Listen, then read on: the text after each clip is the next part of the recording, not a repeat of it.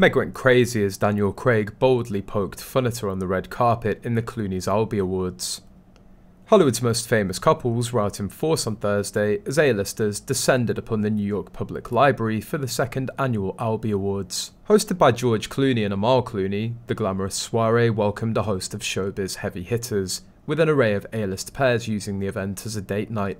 Among the celebrity couples on the night were the likes of Cindy Crawford and Randa Gerber, Daniel Craig and Rachel Weisz, and Emily Blunt and John Krasinski, etc. Wow, so many A-listers. Meghan doesn't get invited as she'll make it all about her. Yet despite being one half of a famously popular and wealthy pairing, Amal admitted that she hadn't let her status go to her head, as when George joked about the power couple tag he and his wife have acquired, she confessed that she doesn't feel that way herself. While they may not have felt like a power couple, the duo drew in a powerful crowd for the Albie Awards, which are held by the Clooney Foundation for Justice. The awards are billed as being for courageous defenders of justice who are at great risk for what they do.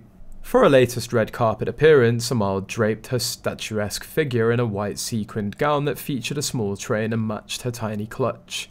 Meanwhile, George, plumping for the silver fox look with a white beard and distinguished salt and pepper hairdo, modelled his signature classic tuxedo as he posed on his wife's arm.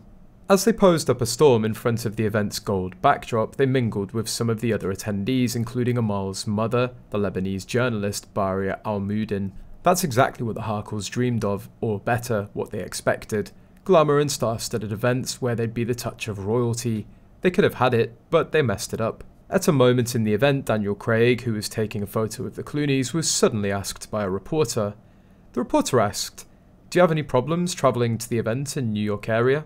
Daniel replied, "Well, I live here," and then he joked, "But luckily I don't have to leave my car to jump into the yellow taxi." The answer seems to be referring to the Meghan and Harry car chase. The Sussexes previously said they were forced to get out of their SUV and into a taxi during the high-speed chase. The reporter continues, "I'd like to know what you think about Amal and George as well as their event. I respect the Clooneys, they're honest people. All the attention is on their awards and no one else," James Bond actor said.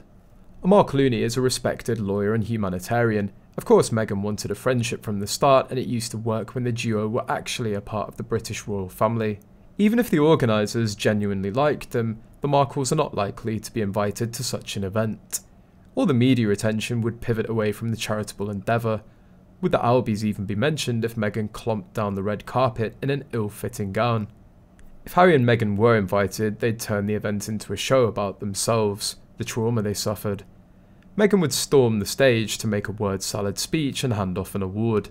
And imagine the Harkles creating another catastrophic chase where they almost die but don't. Now every event somehow gets worse for the duo. You think, oh, they didn't get invited to a specific event, and then over time, even the close friends from a wedding are distancing themselves.